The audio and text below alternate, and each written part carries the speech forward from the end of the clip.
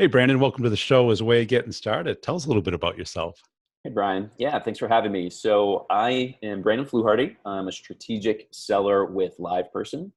We're a technology company based out of New York with global offices around the world. And we are the conversational commerce company. So Yeah. we help make it easier for brands, really large brands, to communicate with their customers at scale using technology and AI-powered automation. And what's that sale like? Who do you contact within the companies? Who's your ideal customer profile? Yeah, so typically we start with the contact center, and typically brands with high volume of inbound contacts, typically over voice.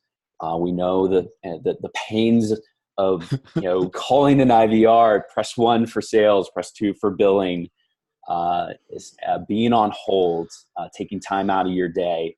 So as long as that exists, we are going to continue to build our muscle in the contact center. So we typically engage with VP level and above in industries like travel, Yeah. telecommunications, mobile, and cable companies, financial services like banks.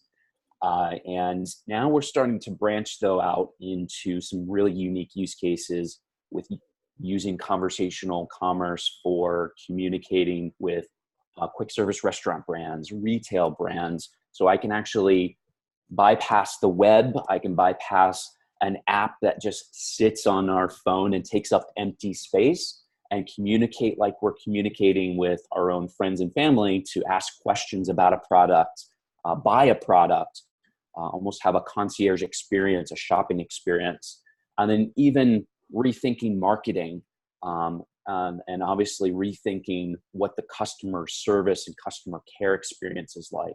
So we do typically start in the contact center with, like I said, VP level and above. Typically a CEO or a C-suite would sign off on this type of initiative. Because of the size of it. It is a full transformation. It's not just a product that they're inserting into their tech stack. This is a full operational transformation, how they fundamentally contact and communicate with their customers at scale. But who owns that contact center? Is it is that easy to Yeah, find? it's not. Yeah, it's different at every brand, I have to say. I mean, you've got a VP of a contact center. Sometimes you've got someone who is in charge of digital customer experience. Sometimes it's engaging with the mobile app group. So it really does vary from brand to brand. And it doesn't make it easy for our SDR group to sort of just hone in on a Right. persona, A lock title. in on them, do Yeah. account-based marketing. Yeah, so that title does vary from brand to brand. So they probably find somebody in like customer support, customer sat, and work their way up to see if it's in That's right. marketing or Yeah, sales or some other group. that's right. And typically, what has been successful for me is we do sort of latch on to this concept of a mobilizer, and we find someone who can own it. And it doesn't have to necessarily be the contact center.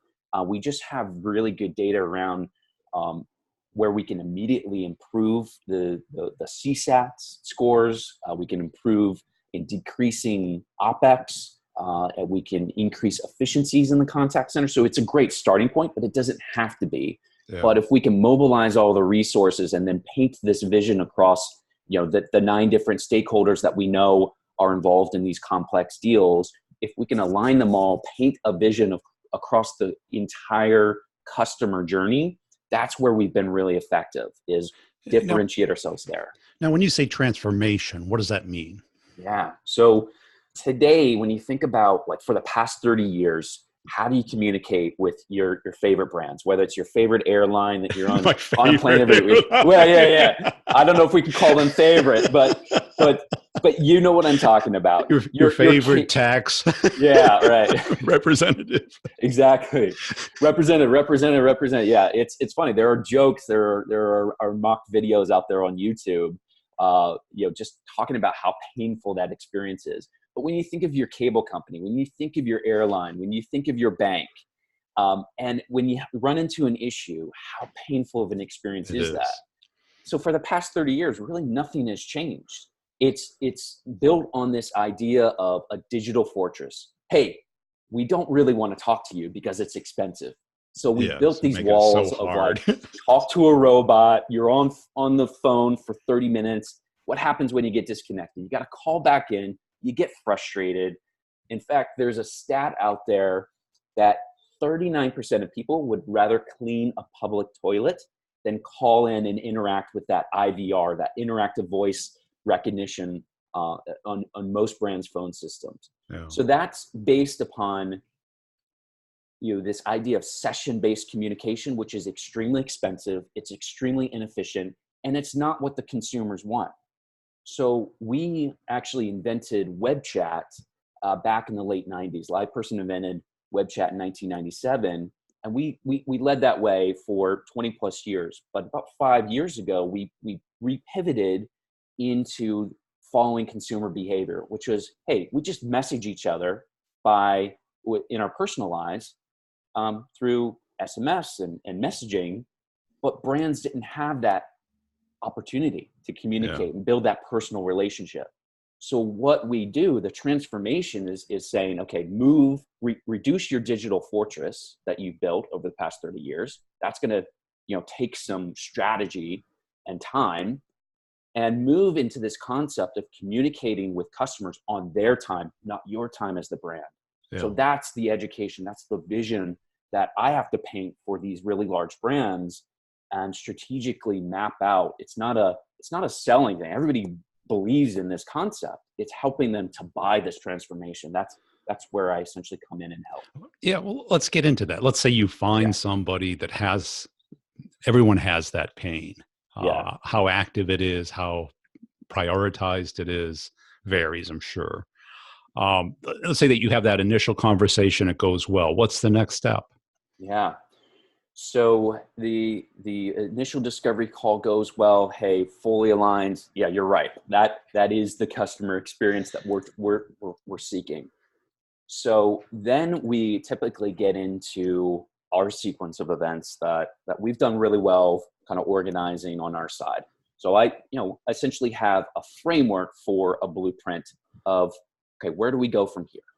And I try to consult with my stakeholder, understand, hey, do they have the capability of mobilizing change and getting the right resources in the room at a high enough level? Yeah. So that's my duty. And then their duty is obviously, let's get under NDA so we can share information. And when we start to get access to quality data, their contact volume today, their cost, things like that. So I've got to build that trust. And then let's just say this is the right contact at the brand. It's a mobilizer. They brought together the right resources. Then it's in person. What we're trying to do is show that vision. And that's, I think, where we really excel. And I personally put in a lot of effort to be successful and differentiate. We come in and I tell the group, hey, the only way that you're going to get to believe me is I've got to differentiate myself from everybody else you've met with. And what I call the diamond standard is I need to know that their customer experience better than anyone in that room. And I've successfully won, airlines and, a large, telco, a large restaurant group by basically saying, hey, I am your best customer. I've got a distinct point of view because I'm on your plane every week. And I also have a good point of view because I just happen to be working for an industry leader who has effectively mobilized this change with other brands that you compete with and other brands that you probably aspire to look like. And Okay. so we paint that vision, and then from there, it's obviously getting the education and the buy-in, and then eventually moving it to the procurement. That's blue sky. But is there a proof of concept stage at all? Because I can see people Yeah, getting excited. yeah. right? Because I've sold new technology my whole life. Sure. Yeah. Excitement is easy. Yeah. Action is That's right. hard. Yeah. I'll tell you, I've been able to, and I've been fortunate that I've got the resources behind me. This is why I think it's really critical for a salesperson if you are looking to make that jump up to, hey, what is next? Really do your due diligence to find a company um, that is almost a crack in the universe, kind of perfect timing of an industry, Yeah. perfect timing of like their growth. They've got the right resources. So I'm really grateful that Live Person is this best combination of feeling like a late stage startup in many ways. We're nimble, we're fast, we feel like this cool young tech company, but we're also a public company that's got the resources of a 20-year plus public company. So I've been successful in leveraging those resources to almost show a brand through this sales experience, this really compelling sales experience. They don't need to do a proof of concept. That's always an option. But if we can get them to what we call our executive community events, where they can see firsthand what it's like to What be a other people have client, done. yeah, that has been a very effective selling tool. If some brands are even open to, our current customers are even open to saying, hey, look at what we've done, come in and see it for yourself. So you can actually visit a contact center and see this best of breed solution in action. Those have been hyper successful and have allowed me to go into immediate 3-year multi-million-dollar deals without needing this proof of concept that slows down momentum. And how do they justify it internally So from an So economic standpoint? So what we also really effectively do is build really strong business cases, and that's been a good lever for us as well as an organization. So I like to think that I build that trust, and I know what I'm talking about because I know their customer experience. So they want to lean in a little bit further.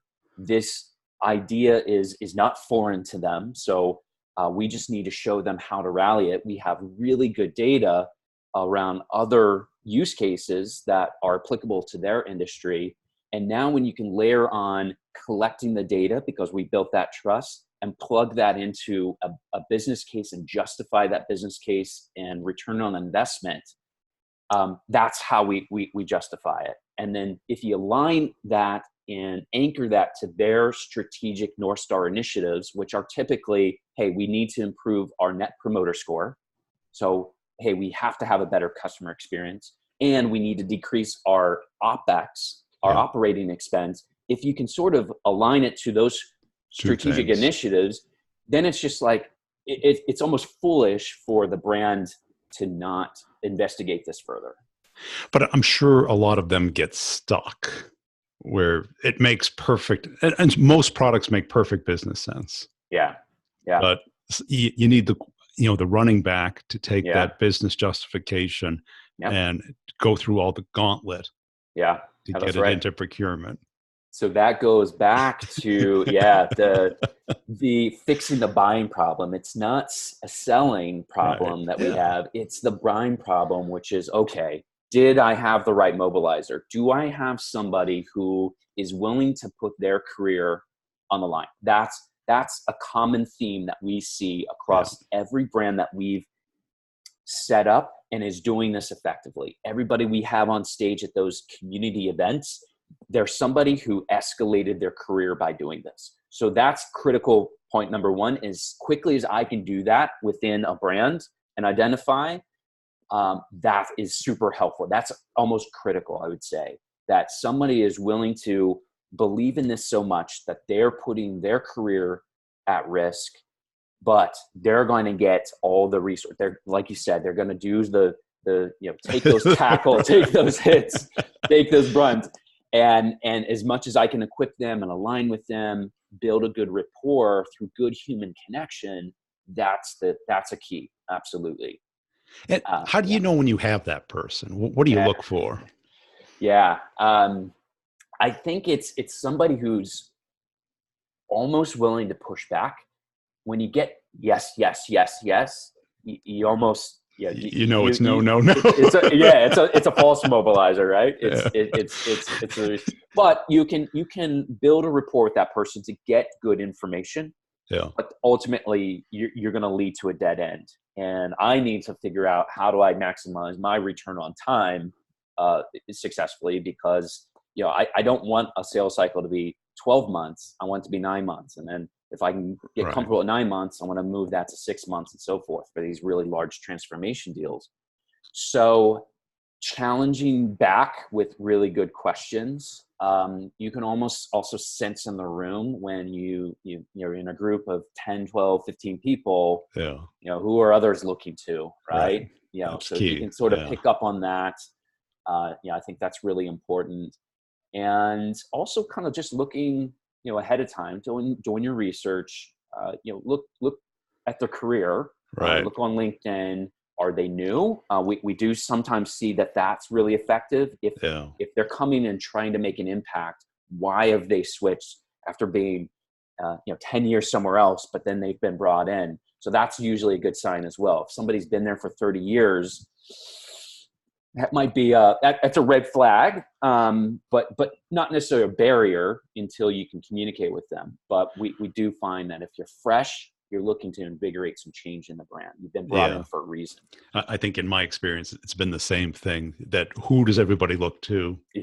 The natural leader, either new to the role or clearly a climber, somebody who doesn't want to waste time and is willing to run that gauntlet.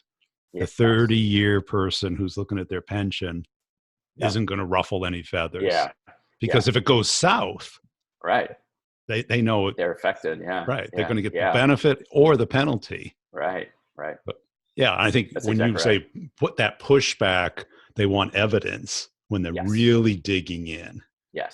And they want to meet a client and talk to the client. You take the three of you out to dinner. That magic. Absolutely. And since you've been doing this a reasonable amount of time to kind of go through a couple of deals, what did you learn along the way? I'm sure you ran, into a waste of time that you were shaking your head like, what the hell did I do that for? I mean, we're starting to put together the pieces, and I've put together some of the pieces. I wish the puzzle was the same at every single brand, but as you know, it's different, right? Every brand has their own little processes and intricacies and hurdles. But finding that person, that is the same at every brand. So as quickly as you can identify that true mobilizer of change, that's critical. I have also found that if you can start to peel back, without cost being a barrier to entry, if you can put yourself in the mindset of them, not only their customers, but also how would I need to buy this to be effective? I think that's something that's critical as well. And you got to be really creative. That's just, our pricing is one way. You've got to be flexible in the sense of modeling the way and aligning with how they need to purchase this. And sometimes that could be outcome based. Sometimes it could be just pure, enterprise license agreements. Sometimes it could just be, we're going to pay as you go kind of thing. So you got to suss that out pretty quickly as well, and be really confident in how you talk, and just be someone like a CEO who can kind of just analyze it, effectively from their brand. So that's a second piece, along with identifying the mobilizer quickly. The third thing that I've learned is that you got to give them a taste of what it's going to be like to be a client. And I think we've done a really good job with the sales experience in differentiating ourselves from everybody else they're speaking to. That has become very clear, and that starts to become repeatable. But what we're learning is, because this is new, this idea of conversational commerce, it's still kind of risky. It's like, hey, how do we move commerce from our website and app, or communication over phone and email and social media, that's been proven out, to messaging and using automation and bots along with our human agents.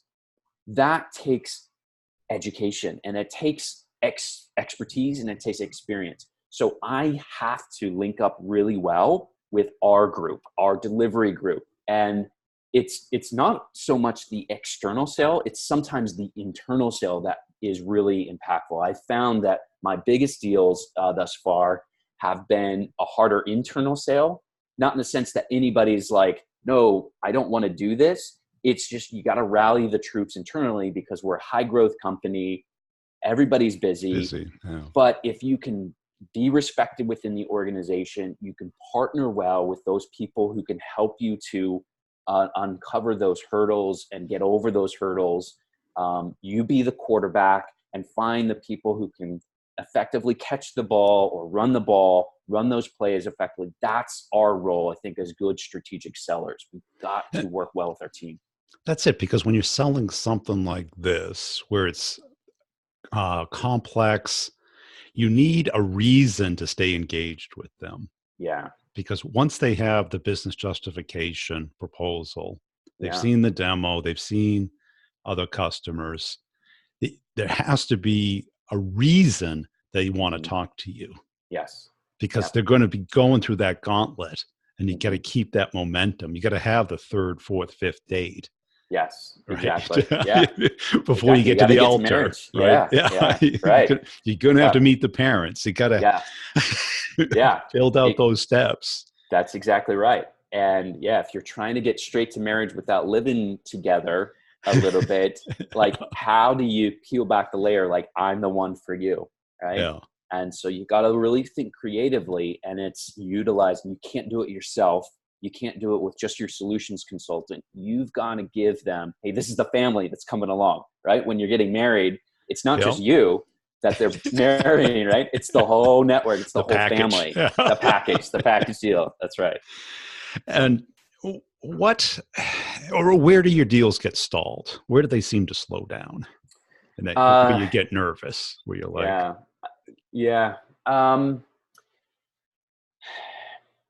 it can always be at sort of when you talk about a complex deal, they can always stall at the procurement stage and the legal and security, all the traditional areas, right? Things can slow down. So you got to also anticipate that. How do you reduce the barrier to friction? Try to get ahead of things. Security audits, almost offer up, hey, let's do a full site security audit of our systems. Get ahead of it there. Procurement, almost equip the business group. If you can build a good rapport, they're willing to battle through procurement and understand, hey, you've done their job for them, so you can kind of go into the negotiation stage really strong and confident because you know the data. That's key. If you know their data, it's going to be hard for procurement to come back and try to get a lower cost. You know that, hey, you've already built the business case. You've already built the ROI. Don't try to tell me your cost per contact is here when I know it's here. Yeah. And what would you have done differently 2 years ago that, since you're now trained, right? Yeah, right. You're certified. Yeah. That's a really great question. Was it more focus, or that sweet spot where because most people get to the point where they can tell. This is good, that's not so good. Yeah, I would say that anybody going, especially in the technology space, don't dive so deep on the products. Don't. We're an expertise culture, and we do praise. You got to know your stuff, and I do believe in that. But my level of my expertise needs to be focused on client acquisition and getting new logos. So I would say focus on being a good business-minded person. Don't necessarily have to be a solutions consultant if you're a salesperson. Right. Know enough. Know how you're going to affect the business and be confident to speak to that. You don't have to dive so deep that you're 3 months in and you haven't generated any pipeline. Be ready to hit the ground running with opening doors. I think that's super important. Yeah, I think if you can have 3 to 5 great questions to get your counterpart, your champion, your mobilizer to talk. Yeah, exactly. That's because you don't need to know how everything. Meaningful dialogue. don't get caught up in, I can't answer every single question about our solution. You'll wait forever. You'll wait for exactly. 5 years. Yeah. And everything's going to change anyway. Exactly. Yeah. Exactly. Yeah. Just be ready for that change, and just know that you gotta know enough to keep progressing. But be ready to hit the ground running. Cool. Hey, where can people go to connect with you and follow you? Yeah. So you can find me on Twitter at Brandon Tech Exec, or on LinkedIn. Brandon, last name is Fluharty, Fluharty. Find me on LinkedIn, connect with me there. Love to connect further and engage in further dialogue.